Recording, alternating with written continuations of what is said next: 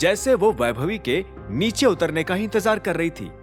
वैभवी जैसे ही उसके सामने आई तो शर्मिला ने कहा, मैंने सुना है कि देवेन देश छोड़कर चला गया और उसके जाने के बाद उसकी कंपनी के काफी एम्प्लॉइज के पास नौकरी नहीं है, जिनमें से तुम भी एक हो, है ना? ये सवाल सुनते ही वैभवी शर्मिला की आंखों में देखने लगी। वैसे तो शर्मिला वैभवी को बेइज्जत करने की कोशिश कर रही थी, लेकिन वैभवी उसकी बातों का बुरा मानना अफोर्ड नहीं कर सकती थी। ऐसे में उसने गिड़गिड़ाते हुए शर्मिला से कहा, मैडम सॉरी, मैं सनी और आपको परेशान कर रही हूँ, लेकिन मुझे इस वक्त जॉब की सख्त जरूरत है। मैं सनी से भी इसी बारे में बात करने आई थी, लेकिन उसने कहा कि फिलहाल कंपनी में कोई पोजीशन खाली नहीं है। हाँ, तो उसने गलत क्या कहा? यहाँ सच में कोई जॉब नहीं है। अगर तुम्हारी जगह मैं कंपनी में जॉब के लिए अप्लाई करती तो शायद मुझे भी यहाँ जॉब नहीं मिलती। शर्मिला ने वैभवी को देखते हुए कहा।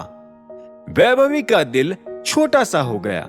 उसने वहां से जाने का मन बना लिया, लेकिन इससे पहले कि वो निकलती, शर्मिला ने मुस्कुराते हुए कहा, लेकिन मेरे पास तुम्हारे लिए एक बढ़िया नौकरी है। ये बात सुनते ही वैभवी के दिल में उम्मीद जाग गई।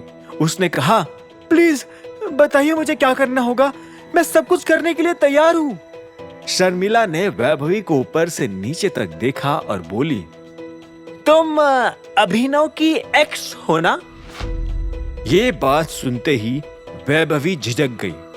उसे समझ नहीं आ रहा था कि जॉब और अभिनव की एक्स होने में क्या डायरेक्ट कनेक्शन था। एक पल के लिए हिचकिचाने के बाद उसने धीरे से हाँ में सिर हिला दिया।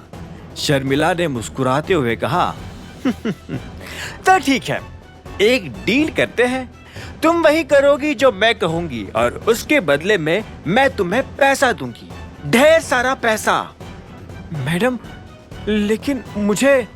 इससे पहले कि वैभवी अपनी बात पूरी कर पाती, शर्मिला ने उसे बीच में ही काटते हुए कहा, 1 करोड़ रुपए। ये रकम सुनते ही वैभवी की आंखें फटी की फटी रह गई। 1 करोड़ में तो वो इस जन्म का तो क्या, अगले जन्म का खर्च भी मजे से चला सकती थी, लेकिन उसे अभी तक ये पता नहीं चला था कि उसे काम क्या करना होगा। उधर जब वैभवी शर्मिला के सामने खड़ी थी, तब इधर अभिनव भी अपने ऑफिस में बैठा कई सारे ख्यालों को सुलझाने की कोशिश कर रहा था। ठीक इसी वक्त कैबिन के दरवाजे पर दस्तक हुई।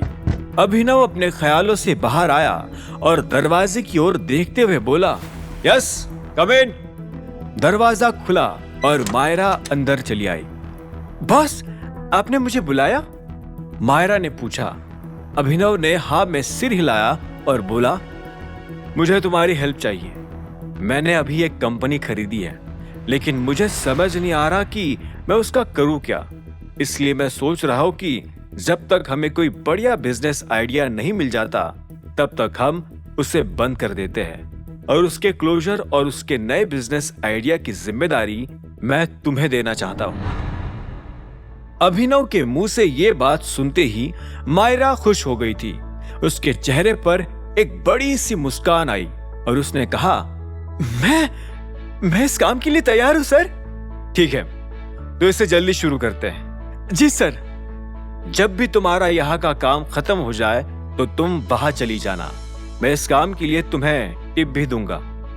Thank you so much boss, मैं सारा काम अच्छे से करूंगी, मायरा ने कहा और अभिनव ने मुस्कुराते हुए उसे कंपनी की डिटेल्स के बारे में बताना शुरू कर दिया। वहीं दूसरी ओर शर्मिला ने वैभवी को अपने कैबिन में बुलाया, एक ऐसा प्रस्ताव लेकर जिसकी उसने कभी कल्पना भी नहीं की थी। एक खतरनाक खेल और दांव पर था अभिनव।